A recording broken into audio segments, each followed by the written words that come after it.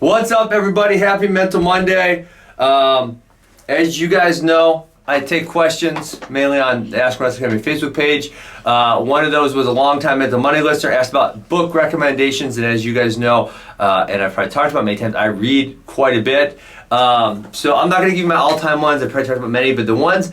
So I read a sequel recently, and it was fantastic. And I don't think it's going to make full sense without reading the first one. So the first one is called The Rise of Superman, and the second one is called Stealing the Fire. And what they're both about, and this is fascinating because it's one of the things that fascinates me the most, is about finding the zone, right? Talk about being in the zone, finding the flow state is another terminology for the same thing. But in my estimation, what those fancy terms mean is they finding your ability to have peak performance. And that could be in anything, right? That could be getting work done in the office. That could be in cooking. That could be in cleaning your house. That could be in athletics. It could literally be in anything. And people who find their flow state most often are most efficient. And so both of these books, obviously I couldn't detail it a little. I don't know the science behind it. I've been finding it since I was a little kid, so I'm pretty good at finding it for myself and getting locked in and getting going.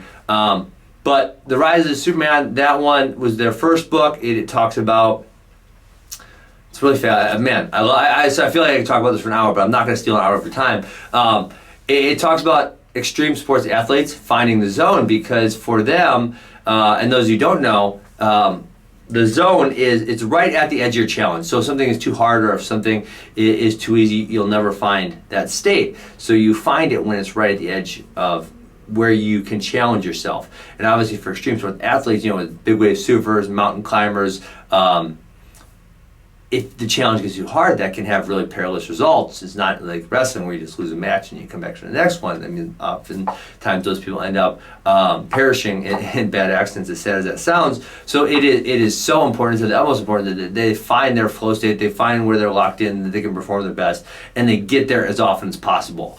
And so it kind of goes behind the science brain. But I have people ask me about finding peak performance all the time, and I just feel like, there's obviously so many components to this one thing, but these two books, they really do a good job at detailing it. So I would check those two books out if you're looking for something. Thank you for the question, and obviously I can't answer every question I get, but I try to answer some of the ones I get every single week. So I hope you guys enjoy it, and we have a lot to talk about on our podcast this week, so I hope you guys tune into that. Peace, have a great day.